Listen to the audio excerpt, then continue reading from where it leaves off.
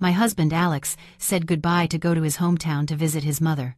But when I called him, he forgot to hang up the phone, and I heard my husband say, "Just wait for the $1 million check from her father to clear.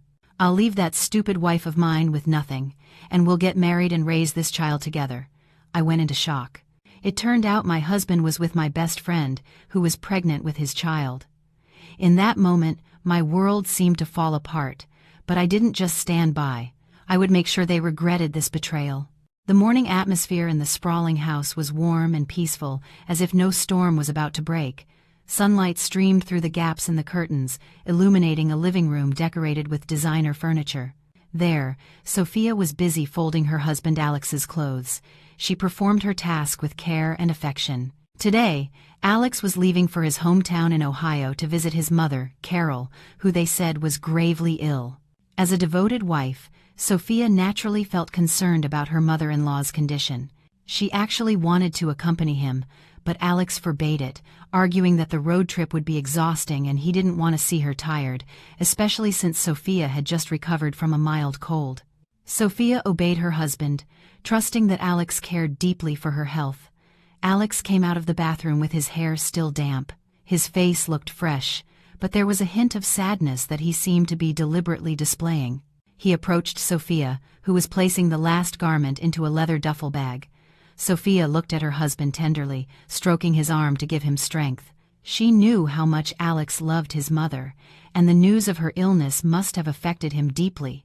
Sophia prepared some snacks and a bottle of water for him so he wouldn't go hungry on the road. She made sure his wallet, his phone, and everything necessary were safely packed in the bag. There wasn't a hint of suspicion in her heart. To her, Alex was the perfect husband, hardworking and loving to his family. During their 3 years of marriage, Alex had always been sweet and had never shown any strange behavior. As they said goodbye on the porch, Alex hugged Sophia tightly, as if he found it hard to leave her alone for a few days.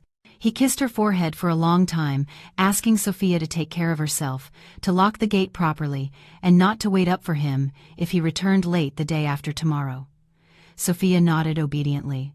She slipped a sum of cash into his jacket pocket, saying it was to buy fruit or medicine for Carol. Alex smiled slightly, thanking her in a tone that sounded sincere, and then got into his car. Sophia stood on the doorstep, waving until her husband's car disappeared around the corner of the street in their upscale suburb. Her heart suddenly felt empty, but she pushed the feeling aside, praying for her husband to arrive safely at his destination and for her mother-in-law to recover soon. The wall clock ticked on, turning morning into afternoon and afternoon into evening. Sophia spent her time reading a book in the living room and tending to some plants in the backyard. When the sun began to set, nostalgia and anxiety started to creep in. By her calculations, Alex should have been close to arriving in his hometown. Sophia decided to call her husband just to make sure he was okay and that the trip had gone smoothly. She picked up her phone from the coffee table, found her husband's contact, and pressed the call button. Several rings sounded before he finally answered. Alex's voice was noisy on the other end. His breathing was a bit heavy, as if he were walking fast or lifting something heavy. Alex responded to Sophia's greeting in a somewhat hurried tone. He said he had just arrived and the reception there was bad, so he had to hang up to help some relatives who were taking care of Carol. Sophia, understanding, immediately agreed. She didn't want to bother her husband, who was focused on his mother. Sophia said her goodbyes and waited for Alex to hang up the phone. But this is where the strange thing happened. The call didn't disconnect. It seemed Alex had forgotten to press the red button, or his phone's screen had been accidentally touched, keeping the call active without him realizing it. Sophia was about to hang up from her end, but her finger stopped when she heard a rustling sound followed by the sound of a car door closing. Apparently, Alex hadn't arrived at his mother's house yet, or perhaps he was somewhere else. Sophia brought the phone back to her ear. Curiosity began to take over. She heard the sound of footsteps on a tile floor, not the sound of a dirt path or the asphalt of a small town. Then she heard a laugh that was very familiar to her. It was Alex's laugh, but not a sad or worried laugh like the one he had shown that morning. It was a liberated laugh, a laugh full of triumph that sounded strange and terrifying to Sophia at that moment. Sophia's heart began to pound. A bad feeling suddenly washed over her. She heard Alex speaking loudly. His voice was as clear as if he had left the phone on a table right in front of him. Alex said he could finally break free from the exhausting performance of the whole day. Sophia frowned, not understanding what he meant by performance, but the next sentence that came out of her husband's mouth was like a lightning bolt on a clear day, destroying all the trust Sophia had built over the years. Alex said in a dismissive tone that someone had to be patient until the $1 million check from Sophia's father cleared. Alex bluntly stated his plan to leave Sophia as soon as they had the money in their hands. The words "that stupid wife of mine" flowed smoothly from the lips of the man who had kissed her forehead tenderly that very morning. Sophia's chest tightened, her breath caught in her throat. She wanted to scream, she wanted to curse, but her voice seemed to disappear, swallowed by an overwhelming shock. Before she could process the pain, she heard another woman's voice responding to Alex. That voice was so familiar. A voice that often accompanied her in her daily life. The voice she had entrusted her secrets to. It was the voice of Ashley, her best friend. Ashley laughed heartily, confirming Alex's words and calling Sophia a real idiot for not realizing what was happening behind her back. Sophia felt her world collapsing. The friend she trusted, the woman she often helped financially, turned out to be a venomous snake strangling her marriage. Sophia's tears began to stream down her cheeks, but she held back her sobs with all her might so they wouldn't be heard. Her trembling hand quickly pressed the record button on her phone's screen. She needed proof. She had to be strong. The conversation on the other end was becoming more and more heartbreaking. Alex could be heard coddling Ashley, asking her about the state of her pregnancy. This new revelation made Sophia feel nauseous. Ashley was pregnant with Alex's child. They were talking about their future, about the luxury house they would buy, the international vacations, and how they would raise this child together using Sophia's father's money. They were celebrating their betrayal over the suffering of Sophia, whom they considered stupid and naive. Sophia heard Alex say that he was sick of pretending to be a devoted and faithful husband in front of her. He was tired of listening to her father's lectures on business and ethics. Alex confessed that the only reason he endured it was for the inheritance and the injection of funds that Sophia's father had promised for a fake project Alex had presented. Meanwhile, Ashley asked Alex to spend more time with her because she didn't want her child to be born without a father by its side. Ashley even mocked Sophia's style, which she considered outdated and boring, unlike her, who always looked attractive in Alex's eyes. Every word that came out of their mouths was a dagger, stabbing deeper and deeper into Sophia's heart. Sophia's body slid to the floor, leaning against the living room sofa that now felt cold and strange. She hugged her knees with one hand while the other still held the phone that was recording all this filth. She heard the clinking of glasses. Perhaps they were toasting to celebrate their evil plan. There was no alcohol, maybe just juice or tea, but the celebration was just as profane in Sophia's eyes because it was built on the ruins of her marriage. The pain slowly transformed into disgust. Disgust at the thought that Alex's hands, which had touched her that morning, had also touched Ashley. Disgust at the thought that Alex's sweet smile was just a mask to hide his greed. After nearly 10 minutes of torture, the conversation began to die down. Alex was heard saying that he had to turn off his phone so Sophia wouldn't get suspicious if she called again. Sophia's heart pounded. She quickly stopped the recording just a second before the call was disconnected from the other side. The phone screen went dark, reflecting Sophia's face with swollen eyes and an empty gaze. Silence returned to the large house, but this time the silence was terrifying. Sophia remained seated on the floor. Her legs felt too weak to stand. She never imagined that a drama as cliché as those in soap operas would happen in her life. Her husband and her best friend, the two people closest to her, conspiring to destroy her. But in the midst of this devastation, a small determination began to grow in a corner of her heart. She would not let them win. She would not be the stupid woman they claimed she was. Sophia spent hours in the same position, letting the tears dry on her cheeks. The pain that had hit her so hard was slowly metamorphosing into a cold, lethal anger. She replayed the voice recording on her phone, listening to every insult and the vile plan of Alex and Ashley over and over again. Each time she listened, her love for Alex eroded, replaced by a calculated hatred. She also remembered all the moments she had spent with Ashley, how Ashley used to praise Sophia's kindness, how Ashley often asked to borrow money for urgent needs, and how Ashley was always present at every one of Sophia's family events. It turned out that it was all a strategy to get closer to Alex and gnaw at Sophia's fortune from within. Sophia felt like a blind person who had just had her sight restored. Now all the oddities of the past made sense. She stood up, dusting off her clothes.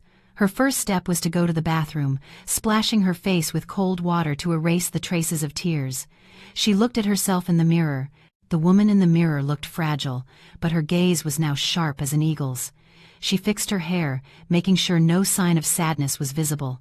She had to play her cards right. If she confronted them now, Alex would deny everything and turn the tables on her. Alex was cunning. He could say the recording was edited or just a joke.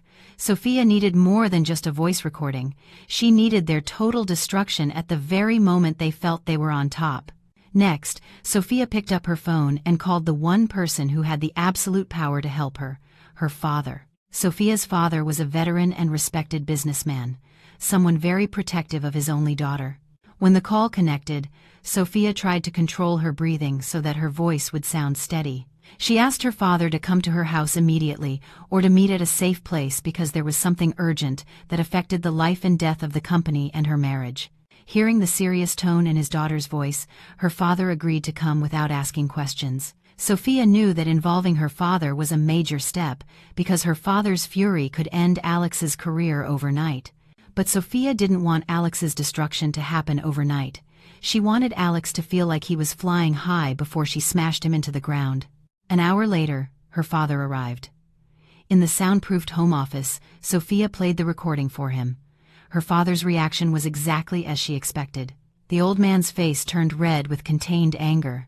His hands clenched so tightly that his knuckles turned white. He was about to call his lawyer and the police to have Alex arrested on the spot, but Sophia calmly stopped him. Sophia laid out her plan. She asked her father to hold back. She asked him to continue being kind to Alex, even to pretend that the $1 million was about to be released. Sophia explained that the best revenge was to let Alex and Ashley dig their own graves with their greed. Her father looked at his daughter with new eyes. There was a mix of pride and sadness in seeing that his daughter had to become so tough, but he finally agreed to follow Sophia's script.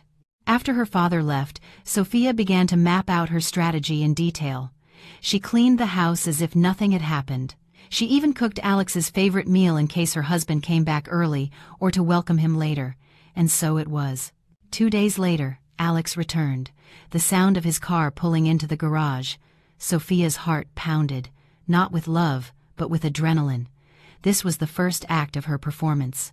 She had to be the best actress in her own life. Sophia walked to the front door, putting on the sweetest smile she could muster. When the door opened, there was Alex, with a falsely tired face. Alex immediately hugged Sophia, complaining about how exhausting the trip had been and how sad he was about his mother's condition. Sophia returned the hug. Although every cell in her body screamed with disgust, she held her breath so as not to smell the faint scent of another woman's perfume that might linger on Alex's clothes. With a tone full of concern, Sophia asked about Carol's condition. Alex lied fluently, making up a story about the doctor's diagnosis, about expensive medicines that had to be bought, and about how his mother kept asking about her. Sophia nodded, feigning sympathy, but inside, she noted every lie as fuel for her hatred. She even offered to visit Carol the following week, which Alex subtly declined with the excuse that the doctor had recommended complete isolation and rest. That night was the hardest test for Sophia. Sleeping in the same bed with a traitor, Alex fell asleep quickly and deeply, perhaps tired after spending a good time with Ashley on what he called a visit to his sick mother. Sophia lay beside him, staring at the dark ceiling of the room. She listened to her husband's soft snoring, a sound that once gave her security but now sounded like that of a monster. Sophia turned on her side, looking at Alex's face in the darkness. That face, which seemed so innocent in sleep, concealed a million deceptions. Sophia whispered very softly, almost inaudibly, promising that every tear she had shed that day would be repaid with drops of Alex's sweat and blood in the future. The next morning, Sophia began her performance. During breakfast, with a radiant face, she gave Alex great news. She told him that her father had just called to inform her that the asset liquidation process for the $1 million was moving faster than expected. Alex's eyes instantly lit up. The spoon in his hand paused for a moment. Greed was clearly reflected in his gaze. Although he tried to hide it with a grateful smile, Alex eagerly asked when he could receive the money. Sophia replied that perhaps in 1 or 2 weeks, but there were some documents Alex had to manage for the change of asset ownership to reduce taxes. Of course, it was a lie. It was just Sophia's way of keeping Alex busy and making him feel that victory was within reach. Alex seemed very excited, even forgetting to feign sadness for his mother. He immediately began talking about his fake business plans, as if the money were already in his hands. Sophia listened attentively, occasionally offering supportive suggestions, making Alex feel more and more on top of the world. In the middle of breakfast, Alex's phone vibrated. Alex glanced at the screen briefly, and then quickly silenced it. Sophia knew it must be Ashley. In an innocent tone, Sophia asked, "Who was that?" "Just a colleague asking about a project's progress," Alex replied. Sophia smiled and nodded. Inside, she was laughing. She knew Alex must be impatient to tell Ashley the news about the $1 million. And that was exactly what Sophia wanted. The higher their hopes, the more devastating their fall would be. That afternoon, Sophia purposefully left the house with the excuse of doing the monthly grocery shopping. Her goal was to give Alex space to freely call his accomplices. From a monitoring app she had secretly installed on Alex's phone while he was showering that morning, Sophia could hear their conversation in real time. Sure enough, as soon as Sophia was out the door, Alex called Ashley. Alex's voice sounded euphoric. He shouted with joy, announcing that the jackpot was about to arrive. He promised Ashley a luxury house in an exclusive neighborhood as a gift for the pregnancy. Hearing this, Sophia, who was driving her car, just smiled coldly. "Keep dreaming, Alex. Dream as high as you can," Sophia muttered as she gripped the steering wheel tightly. Her revenge plan had just begun, and she would make sure there was no escape for the traitors. The news of the $1 million transfer was like a fresh wind that fanned the flames of greed in Alex's heart even more. Since Sophia told him the false news, Alex's attitude had become drastically more impatient and impulsive. Every time his phone rang, he would jump slightly, with an enthusiasm that was hard to hide, hoping it was a call from the bank or the notary. Sophia observed her husband's change in behavior with a subtle, meaningful smile. She watched as Alex began to frequently browse luxury property websites and high-end car magazines on his tablet while they relaxed in the living room. Alex no longer even tried to hide his interest in luxury items that were previously beyond the reach of his monthly salary. For Sophia, this was a sign that the bait she had cast had been completely swallowed. The big fish was on the hook. It was just a matter of waiting for the right moment to pull it out of the water and let it gasp for air. To accelerate her plan, Sophia decided to up her game. She wanted to see Ashley's face, the woman who had stabbed her in the back, right in front of her. Sophia wanted to see how the two traitors would act before her eyes. So during dinner, in a relaxed and natural tone of voice, Sophia proposed an idea to Alex. She suggested inviting Ashley over for dinner at their house in 2 days. The reason was simple. Sophia said she missed her friend because they hadn't seen each other in a long time and wanted to catch up. Besides, Sophia argued that she wanted to celebrate the good news about her father's money in private. Even though the money hadn't been transferred yet, they could at least share their happiness with someone close. Alex seemed surprised by the suggestion. His face tensed for a moment. His eyes darted nervously. Perhaps he feared his charade would be exposed if his wife and his lover were in the same room. However, his greedy and arrogant nature quickly took over. Alex thought it was an excellent opportunity to show Ashley the luxury that would soon be hers. So Alex accepted the idea with feigned enthusiasm, saying it was a fantastic idea to keep in touch. The day of the dinner arrived. Sophia was busy in the kitchen since the afternoon, preparing special dishes as if welcoming an honored guest.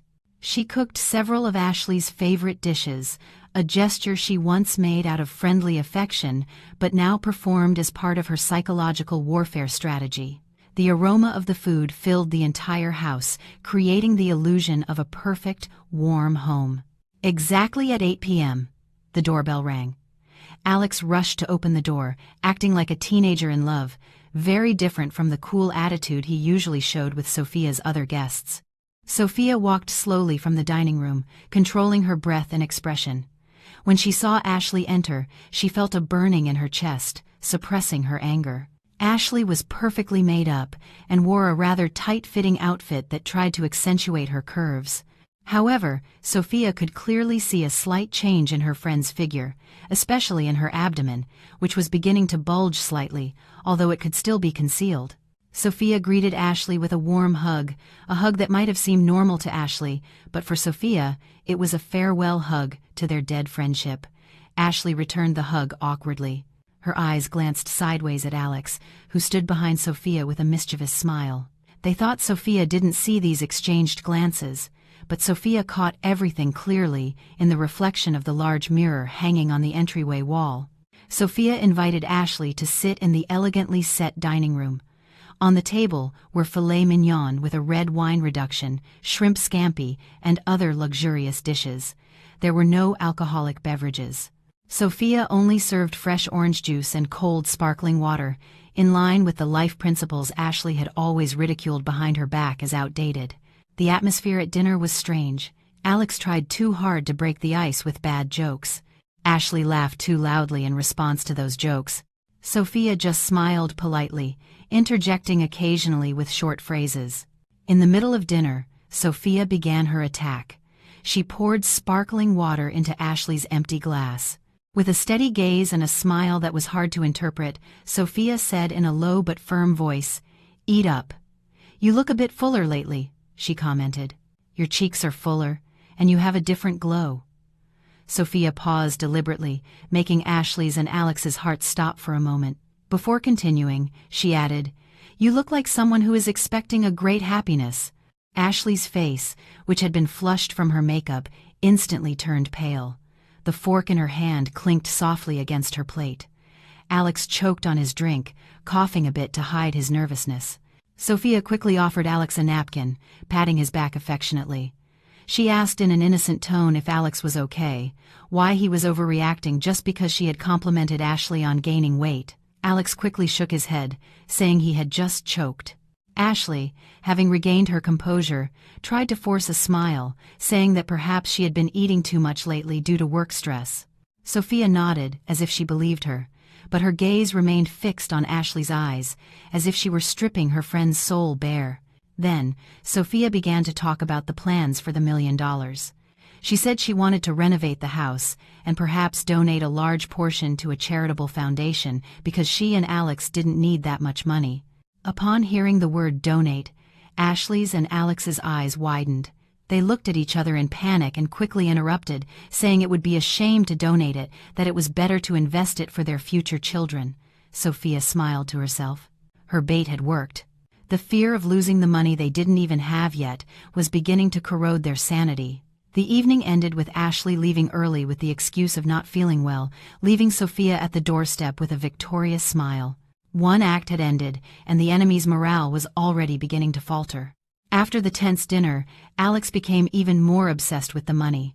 Sophia's comment about donating the money left him in a state of panic. He felt he had to secure the assets or make a large financial commitment so Sophia couldn't dispose of the money at her whim to a foundation. In Alex's narrow mind, poisoned by Ashley and his mother, the $1 million was his right as compensation for his patience in putting up with Sophia all these years. Alex began to leave the house frequently with the excuse of meeting clients or inspecting construction sites, when in reality, he was house hunting with Ashley.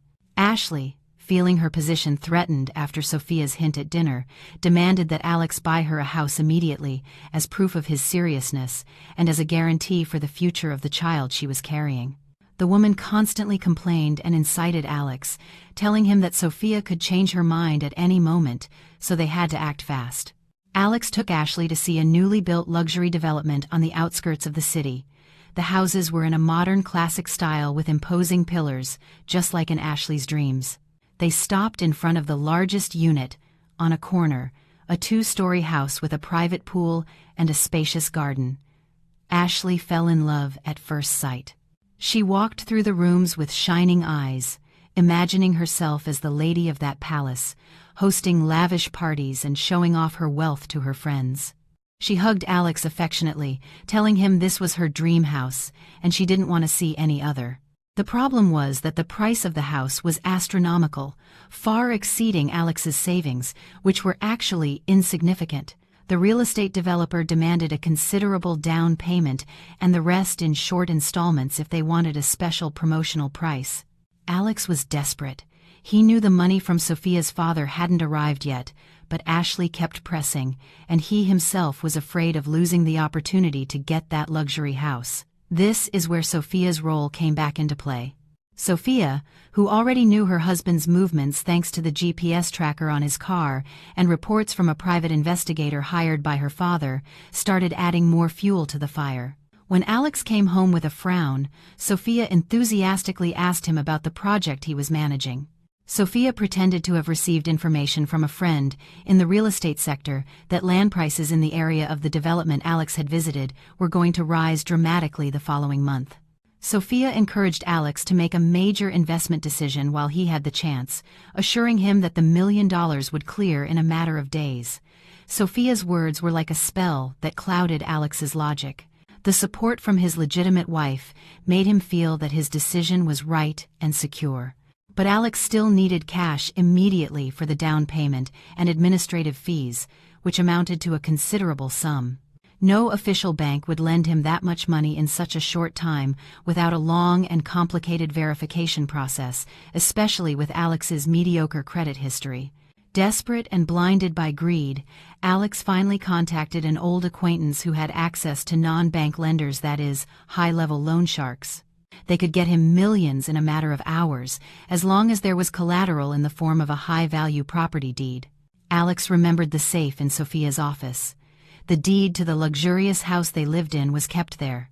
The house was a wedding gift from Sophia's father, but the deed was still in her father's name, who had entrusted it to them.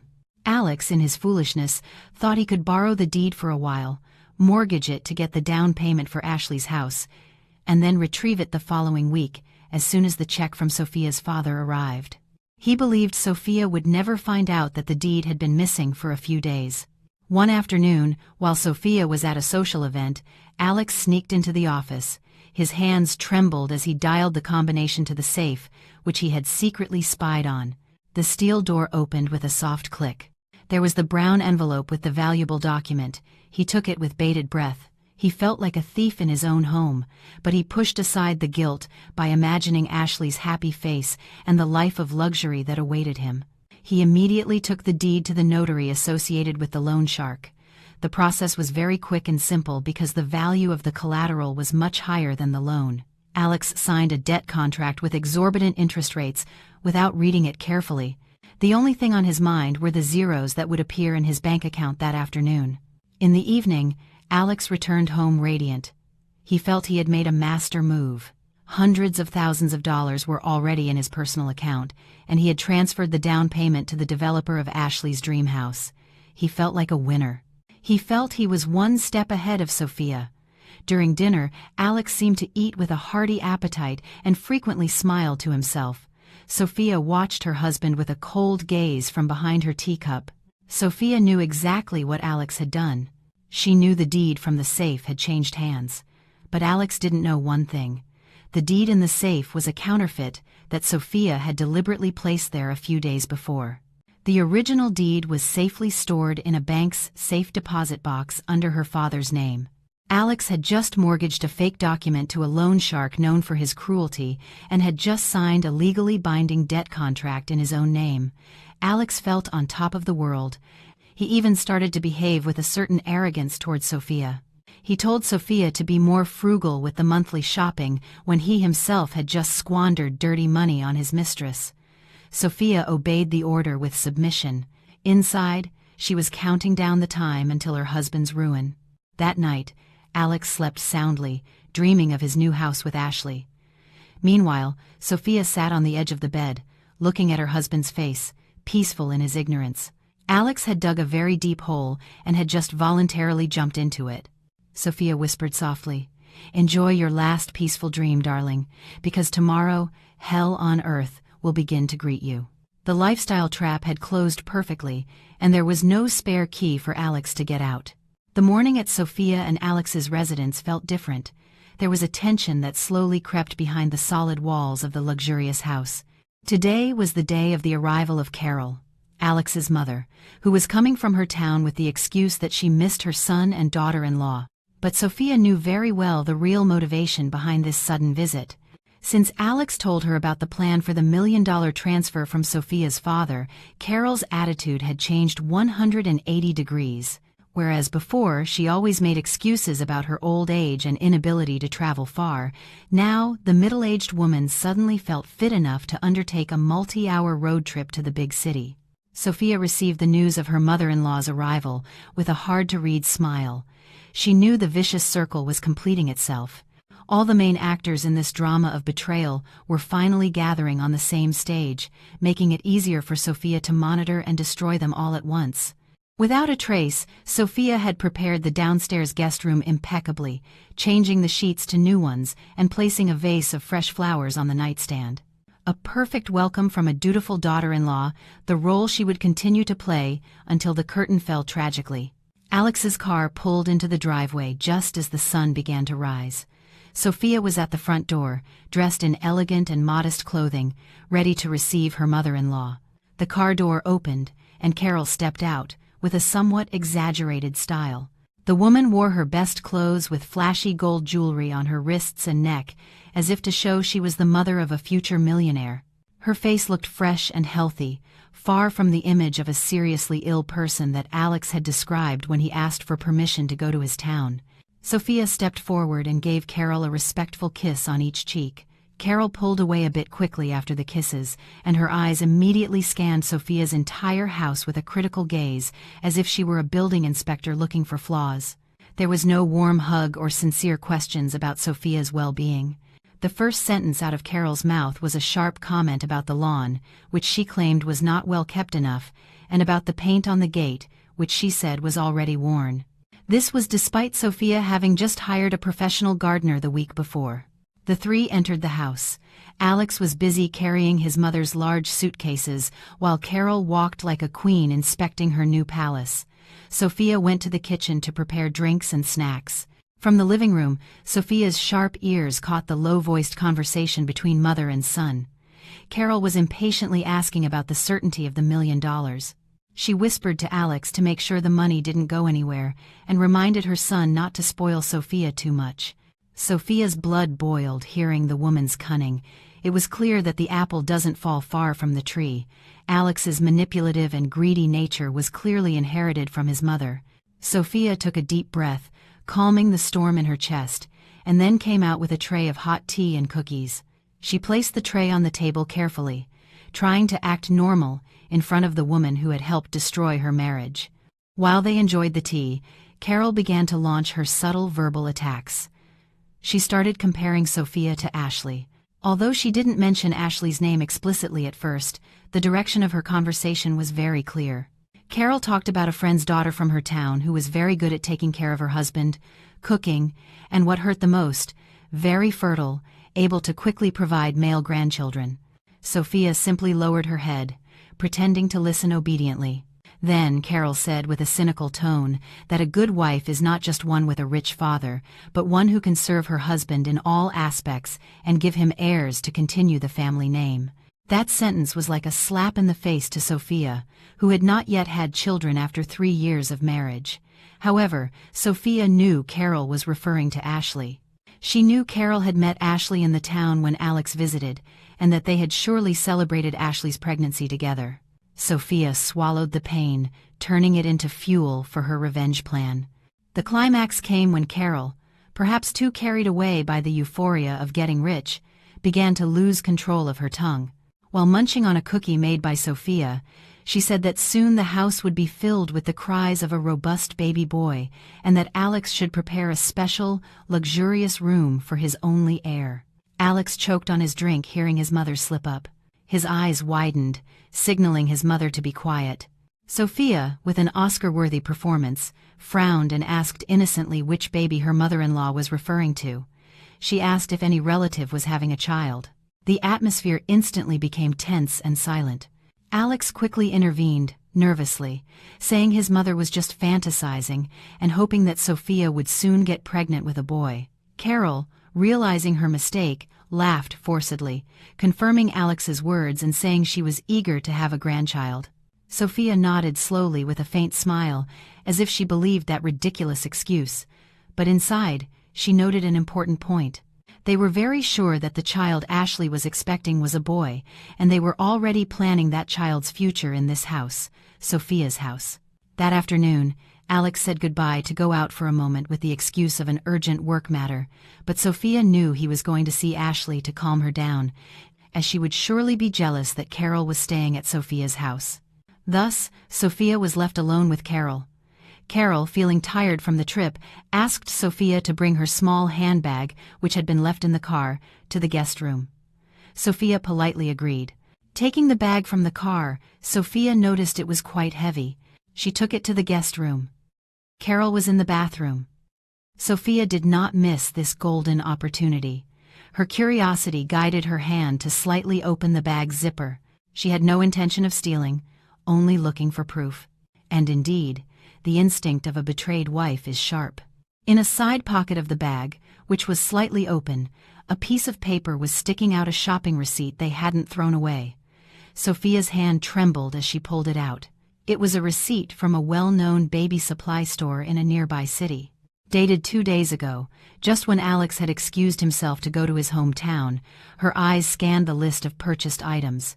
A set of baby clothes for a boy, an expensive brand of electric breast pump, a nursing pillow, and premium prenatal vitamins. The total purchase amounted to a considerable sum. At the bottom of the receipt, the loyalty points were listed under Alex's name. Sophia felt her breath catch. So the money she had given Alex to buy medicine for his mother had been used to buy items for his mistress's baby.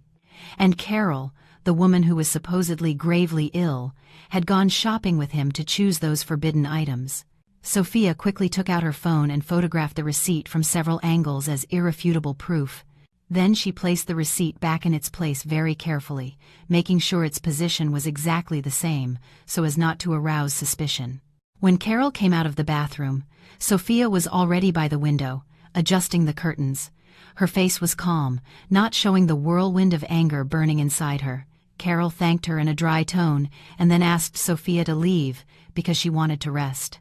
Sophia nodded and slowly closed the guest room door.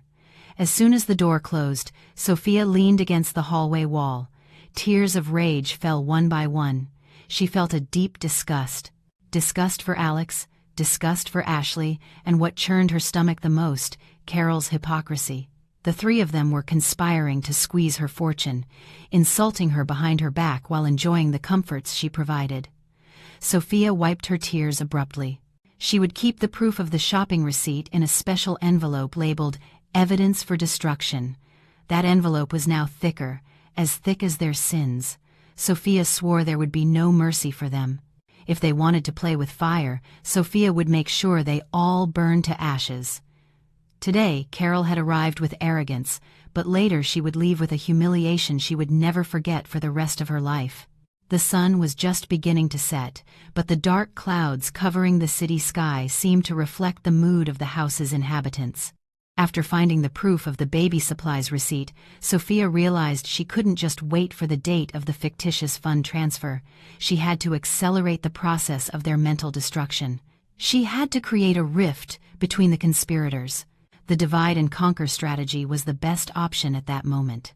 Sophia knew that the bond between Alex, Ashley, and Carol was not one of sincere love, but a transactional bond based on greed.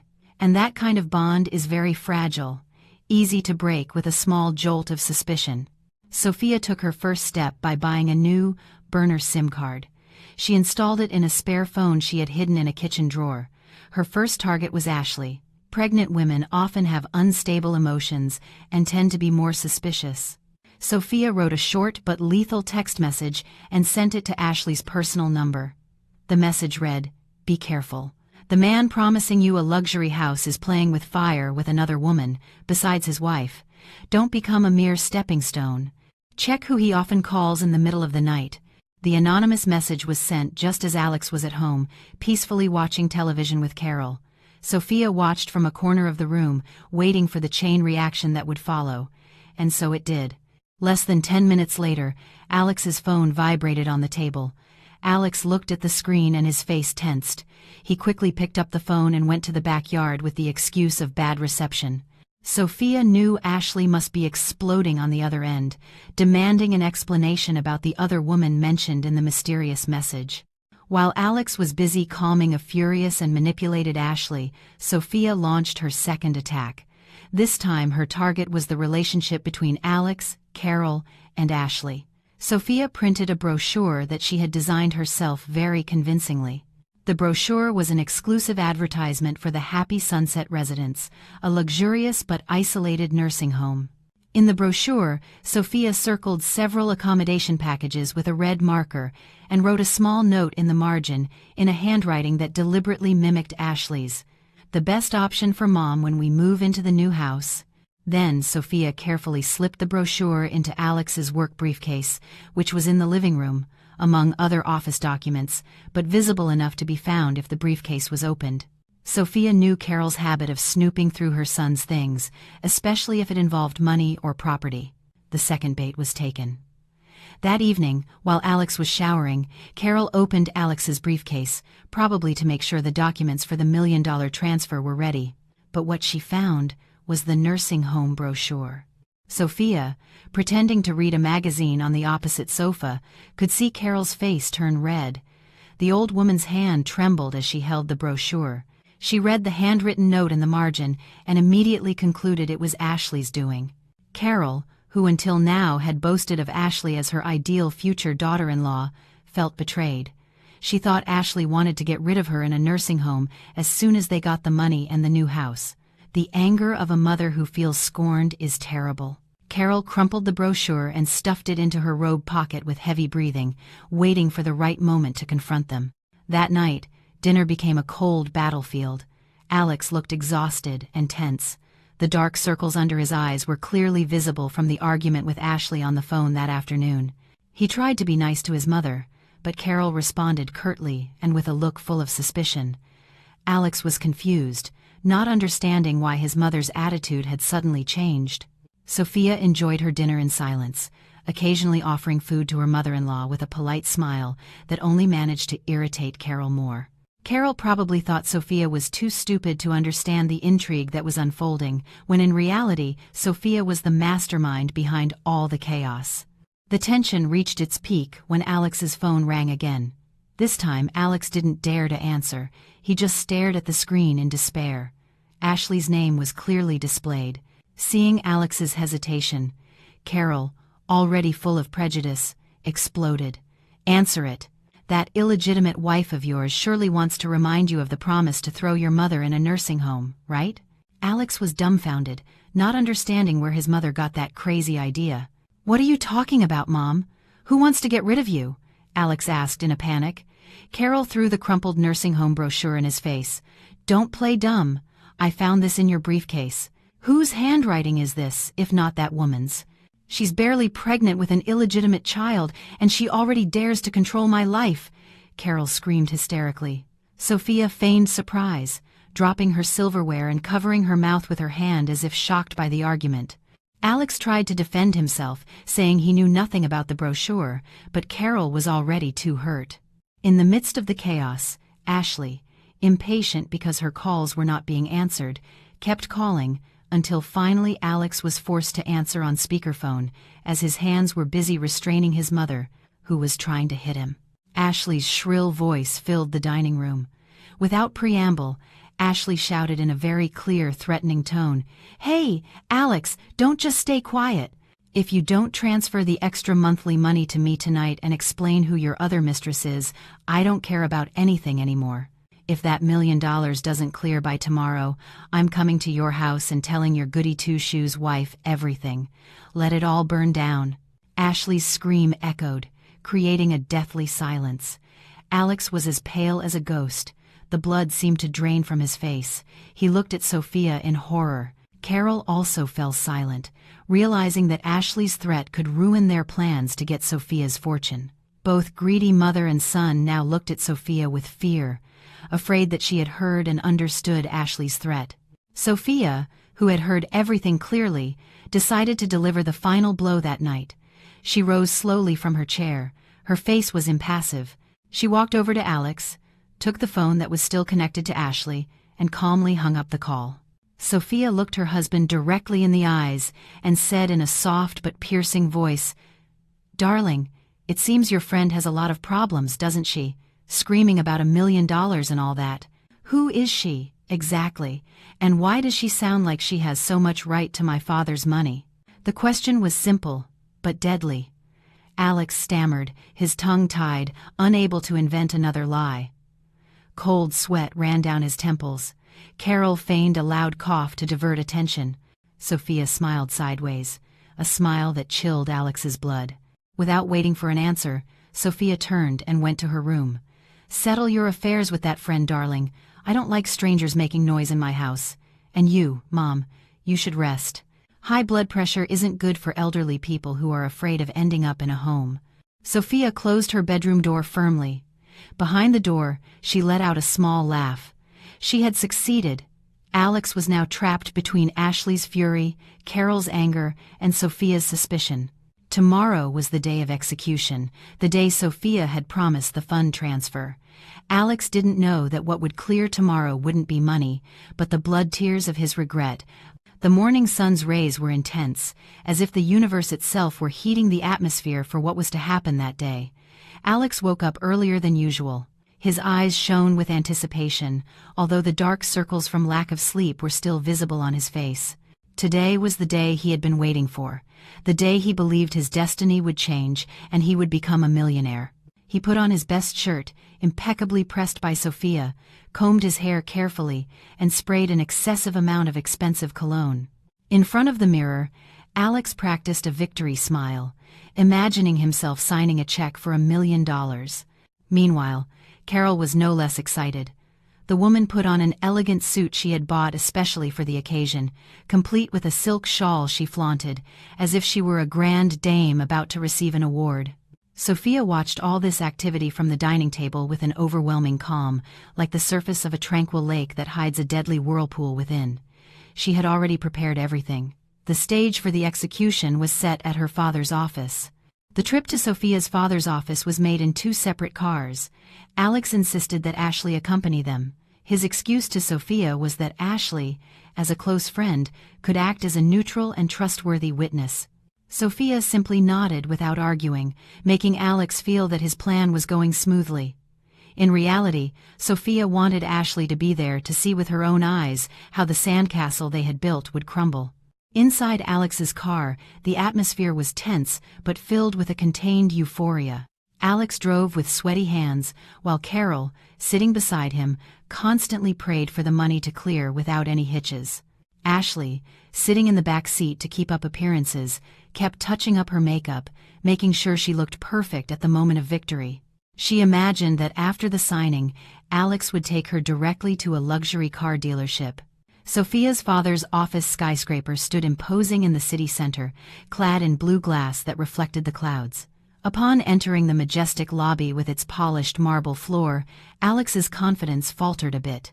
He always felt small in front of his father-in-law, who possessed a strong aura of leadership. But the image of the $1 million strengthened his resolve. They were greeted by Sophia's father's personal secretary, a kind but stern-faced woman. They were led to the main boardroom on the top floor, a VIP room normally used only for shareholder meetings or signing multi-million-dollar contracts. The room was enormous, dominated by a long, shiny mahogany table and comfortable leather armchairs. The view of the city from the giant windows was breathtaking, as if offering the world in the palm of your hand. At the head of the table, Sophia's father was already waiting. His face was calm, imposing, and indecipherable. He didn't smile when his son-in-law and his mother-in-law entered. He just nodded briefly, inviting them to sit. Alex, Carol, and Ashley sat together on one side of the table, while Sophia sat on the other, right next to her father. This arrangement unconsciously created a clear division between us and them. Alex tried to break the ice by asking about his father-in-law's health, but he only received a brief throat clearing that intimidated him again. A notary and the company's lawyer were also present, looking through thick files, which added an air of formality and seriousness to the meeting. Alex's heart pounded. His eyes did not leave the stack of documents he believed contained the asset transfer and the promised check. Carol clutched her purse nervously, while Ashley tried to sit upright despite the back pain from her pregnancy. Sophia's father opened the meeting with his deep, resonant voice. He spoke about the importance of trust and integrity in managing family assets. The words trust and integrity were pronounced with special emphasis, making Alex feel a bit targeted, but he ignored it. Then the father explained the complicated procedure of the donation, the taxes, the management responsibility, and the long-term commitment. Alex nodded enthusiastically, accepting all the conditions without really listening. The only thing on his mind was where he had to sign to get the money transferred to his account. Carol even interrupted with a naive question about whether she could withdraw a portion in cash that same day, to which Sophia's father's lawyer responded with a withering look. After nearly an hour of listening to a boring lecture on laws and business, the awaited moment arrived. Sophia's father signaled the notary. The notary handed a dark blue folder to Alex. Alex's hands trembled as he received it. He opened it slowly, expecting to see a check or a security certificate. However, the folder was empty. There was only a blank sheet of paper inside. Alex frowned in confusion, looking at Sophia's father with a questioning expression. Sophia's father smiled slightly, a smile that did not reach his eyes. He said calmly that before handing over the original documents, there was an indispensable condition that the beneficiary had to meet. That condition was the verification of family harmony through a family documentation. Alex and Carol looked at each other, confused. Family documentation? They had to take a picture together? Alex nodded quickly, saying he was willing to do anything. He even put his arm around his mother's shoulder, showing how harmonious they were. Ashley, beside him, remained silent, feeling a bit excluded from the happy family scene. Sophia's father picked up a small remote control from the table and pressed a button. The automatic blinds closed, darkening the room. A large projector screen slowly descended from the ceiling. Alex smiled broadly, thinking they were going to watch a wedding video or childhood photos of Sophia as a nostalgic gesture before the inheritance was handed over. He was already prepared to put on an emotional face. The projector screen lit up with a brilliant white, dazzling for a moment. Then an audio visualization appeared, moving sound waves. There was no image, only sound. Silence filled the room, and then the voice was heard, a very familiar voice. Alex's voice, clear, loud, and undistorted. Just wait for the $1 million check from that stupid wife's father to clear. I'll divorce her, and the three of us will enjoy the money with our son. Alex's face, which had been radiant, turned as pale as the blank paper in the folder. His eyes widened, staring at the screen as if he had seen a ghost. His mouth opened, but no sound came out. His heart seemed to stop. Before he could process what was happening, the next voice appeared. A woman's voice. "My friend is a real idiot, isn't she, honey?" It was Ashley's voice. Ashley, sitting in the room, flinched. She instinctively covered her mouth. Her eyes widened, looking at Sophia in horror. Then the laughter of both of them was heard. A mocking, condescending laugh, a laugh that, at the time, seemed so pleasant to them, but now sounded like the bell of death. The recording continued, playing the disgusting conversation about their plans to raise their illegitimate child with Sophia's father's money, about how sick Alex was of his wife, and how naive Sophia was in their eyes. With every passing second, the air in the room seemed to grow thin for Alex, Ashley, and Carol. Carol, sitting in the middle, looked as if she had suffered a mild stroke. Her face was frozen, her breathing shallow. She turned her head stiffly towards her son, then to Ashley, and finally to Sophia, who was sitting quietly with an impassive face. Sophia was not looking at the screen. She was looking directly at the three people in front of her, enjoying every grimace of terror that appeared on their faces. Sophia's gaze was cold, penetrating, and deadly. There was nothing left of the sweet and obedient Sophia. Here was a betrayed woman who now stood as the judge of her betrayers. The recording ended with the dramatic click of the phone hanging up. The lights in the room came back on, exposing the faces of the sinners, now covered in cold sweat. The silence that followed was far more terrifying than the sound of the recording. No one dared to speak. Alex felt his knees go weak. He clung to the arms of his chair to keep from falling. He tried to find words to defend himself, but his mind was blank. The truth was too obvious, too naked. Sophia's father placed the remote on the table with a sharp tap that made them all jump. It was the judge's gavel that began the real trial. The atmosphere in the VIP boardroom turned into a frozen hell. The air conditioning couldn't cool the thick drops of sweat running down Alex's temples. He swallowed, and it felt like sharp sand in his throat. His cunning mind desperately searched for an escape, an excuse, a scapegoat. In a trembling voice, Alex finally broke the silence. He stood up on weak legs and pointed at the now empty screen. He shouted in a forced tone that it was all a lie. He accused the recording of being fake, a product of artificial intelligence or modern technology. He swore to God and on his mother's life that he had never said such vile things. He acted as if he were the victim of a cruel slander, hoping to see a glimpse of doubt in his father-in-law's eyes. Carol, hearing her son's defense, instantly joined in with crocodile tears that suddenly welled up. She lamented that her son was a good man, incapable of committing adultery or having bad intentions. She even dared to accuse Sophia of fabricating the recording out of jealousy or to keep the entire inheritance for herself. Ashley, for her part, chose to remain in sepulchral silence. Her face was as pale as wax. She kept her head down, not daring to look at anyone. Her survival instinct told her the situation was unsalvageable. Sophia listened to all these denials with a contemptuous, ironic smile. She wasn't surprised. She had already anticipated that Alex would hide behind the excuse of technology. Without a word, Sophia opened her briefcase, took out a thick brown envelope, and threw it onto the center of the table, right in front of Alex. The envelope slid smoothly across the polished surface and stopped against Alex's water glass. "You can't fake an ultrasound or the text message history on your phone, darling," Sophia said in a flat tone that chilled the bone. Alex's hands trembled violently as he opened the envelope. Its contents spilled out. Ultrasound photos of a fetus with the patient's name, Ashley, clearly printed in the top corner, along with the date of the exam, which coincided with one of Alex's business trips.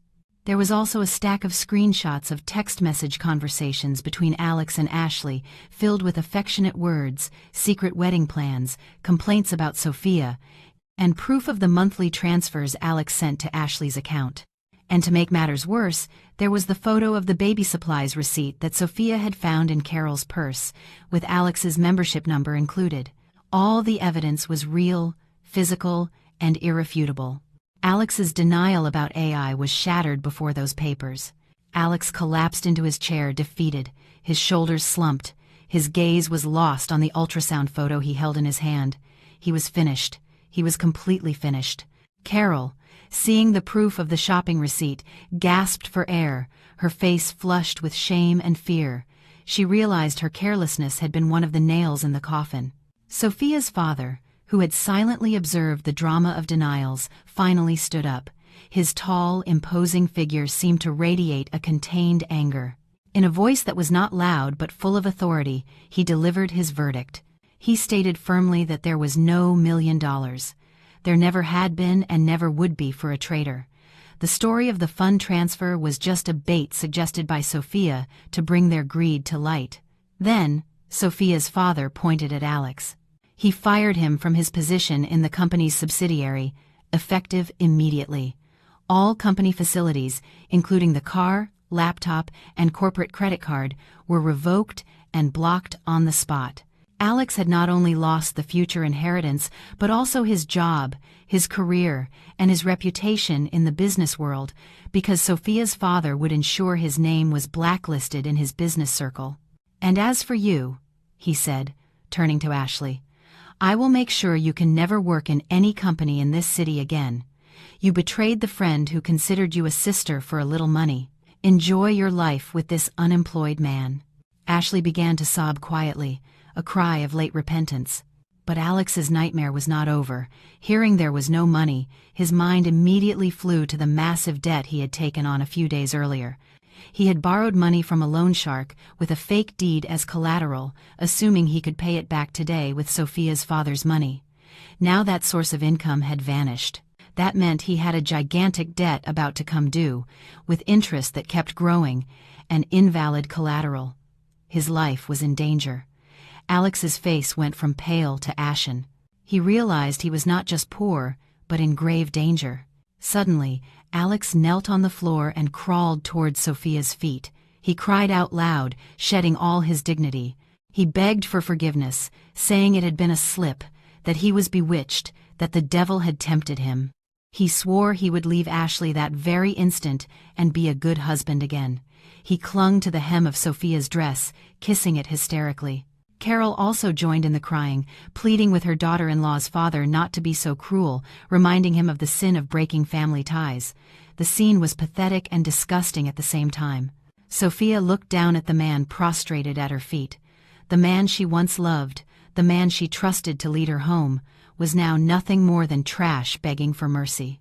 With a slow but firm movement, Sophia pulled her dress from Alex's grip as if she had just touched something filthy. She took a step back, maintaining her distance. Then, Sophia removed the wedding ring from her ring finger. The white gold ring with diamonds that Alex had placed there with promises of fidelity. She looked at the ring for a moment and, with a slight gesture, let it fall to the floor, right in front of Alex's tear-streaked face. The clinking of the ring against the marble echoed in the silent room. "Take it, darling. It's the only thing left of our marriage.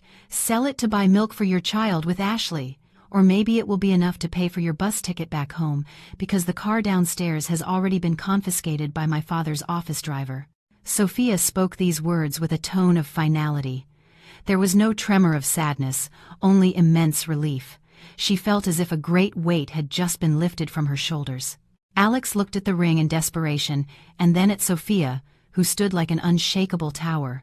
The building's security guards then entered, summoned by the secretary, and dragged away a still hysterically crying Alex, a Carol who was pretending to faint, and an Ashley who walked with her head bowed in shame. Alex's screams still echoed in the hallway until the elevator door closed, taking the trash out of Sophia's life. In the room, Sophia exhaled a long sigh, turned, and hugged her father. Her armor cracked a little, her tears fell, but this time they were not tears of sadness, but of liberation. She had won, she was safe, and she was ready to watch karma do its work in its own, much crueler way out there. The midday sun shone fiercely, mercilessly burning the skin of anyone exposed to it. On the sidewalk, in front of Sophia's father's imposing office building, 3 human figures stood with empty faces and an appearance that contrasted with their surroundings. Alex, Carol, and Ashley had just been forcibly ejected by the security guards. They stood, stunned, on the edge of a noisy avenue.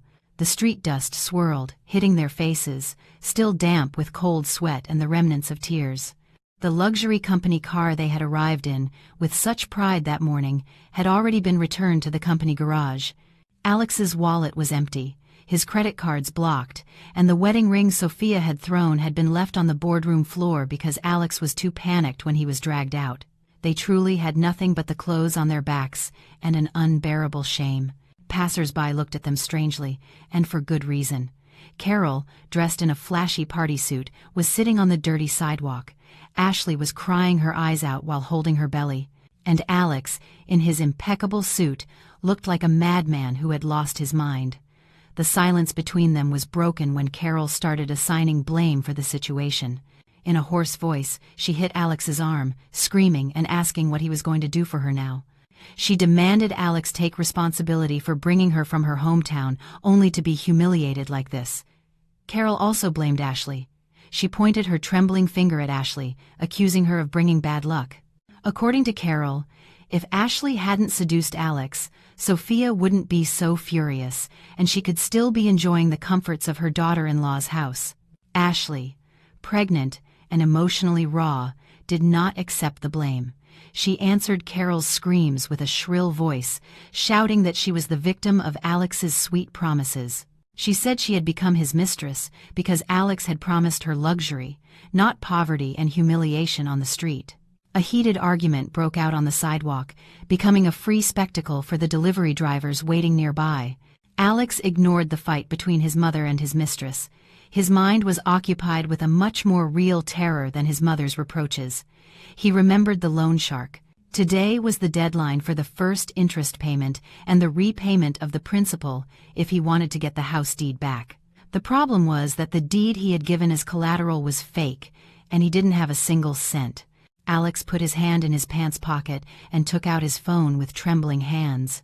He had dozens of missed calls from an unknown number. He felt his heart was about to leap out of his chest. He knew who was calling. The debt collectors must have sensed that something was wrong. Alex tried to turn off his phone and run, but before he could press the button, he received a text message. It was short but terrifying. "We know where you are. Don't run, or your mother becomes the collateral." Alex froze. His eyes frantically scanned the surroundings for signs of danger, and sure enough, from a corner, 3 black sport bikes moved slowly against the traffic and stopped right in front of them. The riders were burly men in black leather jackets and menacing faces. They got off their bikes calmly but intimidatingly. An aura of violence filled the air. Alex recognized one of them, the right-hand man of the loan shark's boss, the one who had handled his loan. The man took off his helmet, looking at Alex with a crooked smile that revealed yellowish teeth. He approached Alex and patted his cheek, softly but painfully. He asked with false kindness where his money was. Alex backed away, frightened, unable to speak.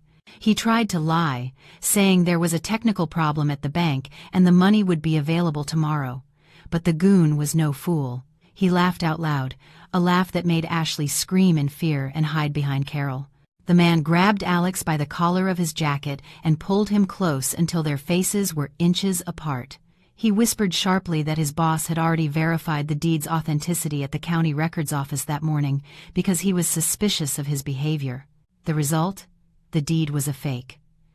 That meant Alex had committed fraud against the sharks of the underworld, and scamming a loan shark carried a punishment far more severe than the laws.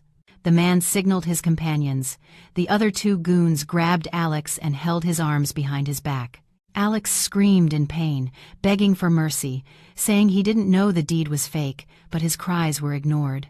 They began to drag him towards a black van that had just pulled up. Carol, hysterical at seeing her only son treated like an animal, tried to grab one of the goons' clothes, pleading for them to let him go, but an old woman's strength was no match. One of the goons pushed her roughly, making her fall onto the hot asphalt. Her knees were scraped, and her elegant suit was dirtied with street dust. Carol cried out loud, calling for Alex. Meanwhile, Ashley, terrified, tried to escape. She saw an opportunity while the goons were busy with Alex and his mother. She backed away slowly and then turned to run towards a taxi stand. She no longer cared about Alex or Carol. The important thing was that she and her baby were safe. But karma wasn't done with her yet. She had barely run a few steps when a police car with its siren on cut her off. 2 female police officers got out and detained her.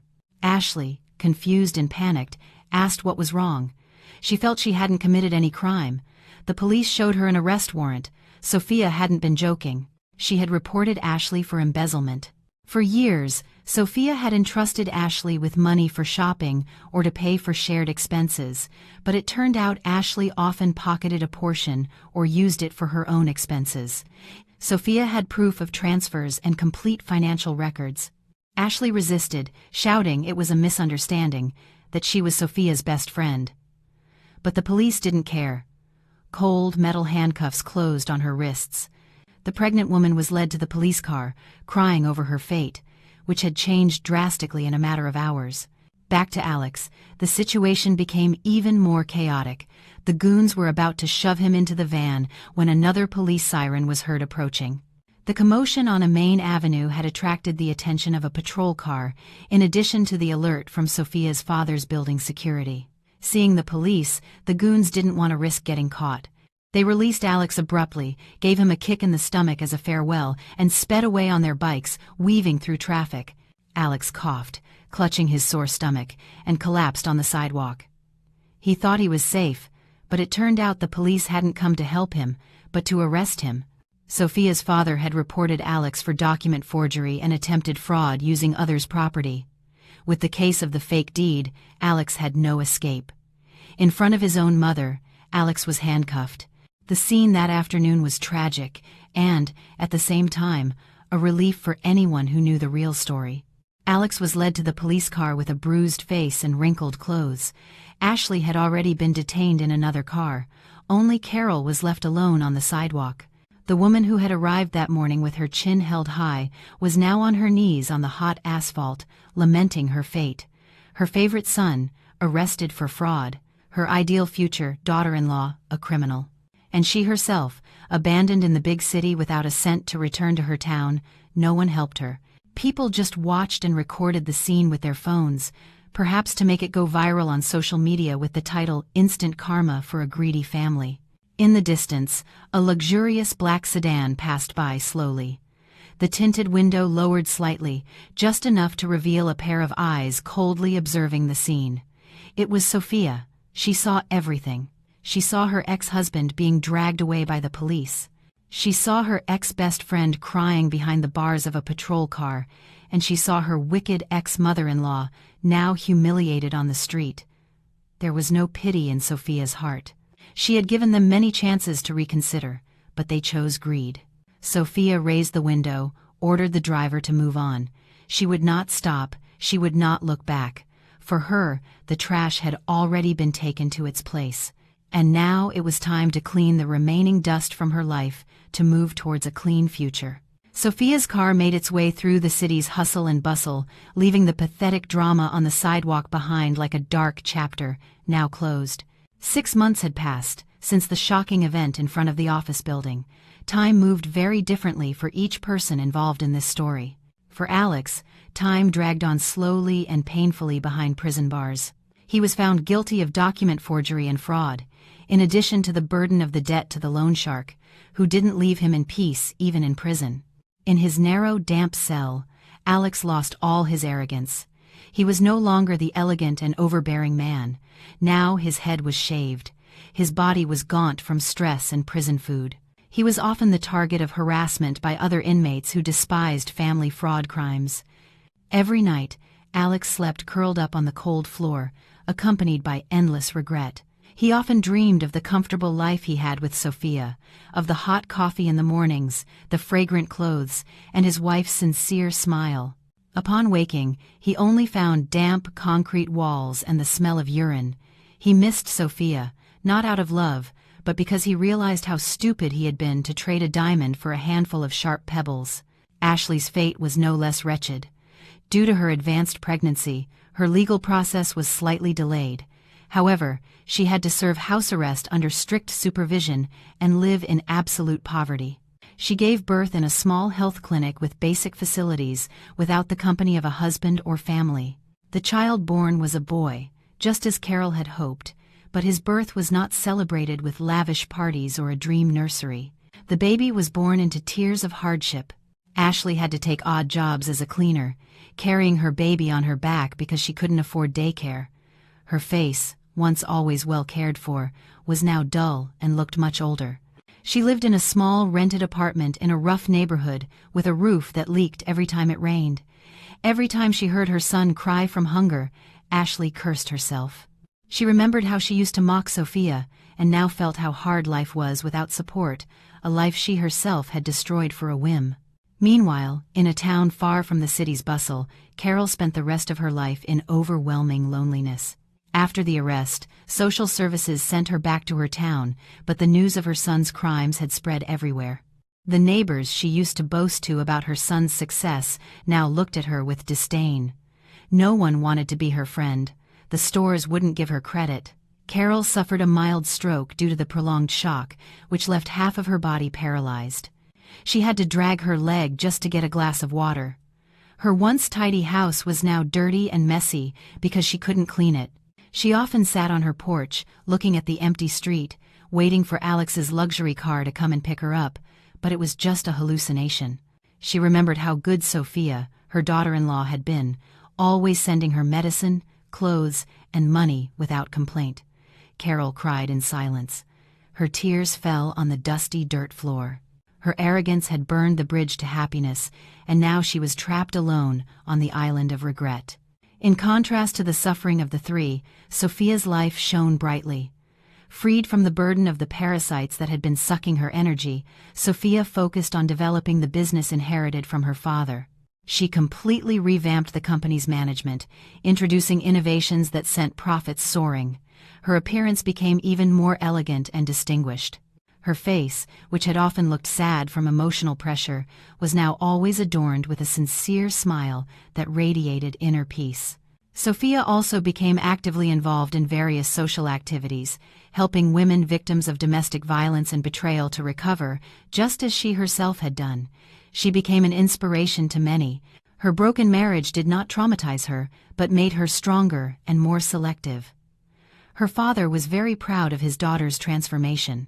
They often spent time together, peacefully enjoying the fruits of their labor, without the fear of being taken advantage of by cunning people. One sunny afternoon, Sophia was sitting at her favorite cafe with an outdoor patio, enjoying a cup of chamomile tea while reading a book. A gentle breeze played with the edge of her scarf. Her phone on the table vibrated. Sophia glanced at the screen. An unknown number appeared, but the area code was from the area where Alex's prison was located. Sophia knew it must be him. Perhaps he had borrowed a guard's phone or gotten one smuggled in, trying to contact her for help, money, or just to apologize and ease his guilt. In the past, Sophia might have answered, listening with a pounding heart, and perhaps her heart would have softened. But the Sophia of now was a new woman. She looked at the screen without emotion. There was no explosive hatred, only absolute indifference. To her, Alex was a closed past, a chapter in a book she had sealed and thrown away the key. Sophia smiled faintly, very faintly. Her index finger moved slowly towards the phone's screen. She did not slide the green button to answer. Instead, she pressed the red button to reject the call. And she didn't stop there. She went into the call settings menu and selected the option to block the number. The phone screen returned to calm, displaying a beautiful wallpaper of a nature landscape. Sophia took another sip of her hot tea, feeling the warmth of the liquid spread through her body, as warm as the feeling of freedom she now fully possessed. She looked up at the orange and golden sunset sky. Her life had just begun anew, and this time she was the screenwriter, with no antagonists who could ruin it. In the distance, birds flew freely back to their nests, just like Sophia's heart, which had finally returned home to a place of peace and happiness.